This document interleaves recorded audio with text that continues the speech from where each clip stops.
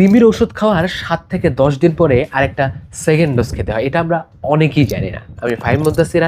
এখন আপনাদের মনে প্রশ্ন হচ্ছে যে 7 থেকে 10 দিন পরে আরেকটা ডোজ কেন নিতে হয়?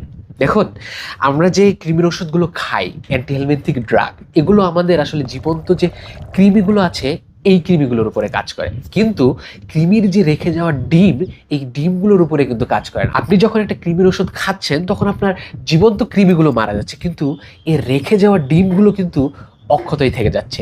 এরা আবার 7 থেকে 10 দিন পরে নতুন করে আবার অনেকগুলো কৃমিতে রূপান্তর হয়।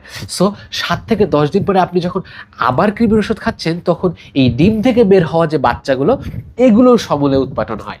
আবার আপনি যখন 3 মাস পরে আরেকবার কৃমির ওষুধ খাবেন, ঠিক একইভাবে প্রথমবার একটা ডোজ কৃমির ওষুধ নেওয়ার পরে 7 থেকে 10 দিন পরে আরেকবার আরেকটা ডোজ নিতে হয়।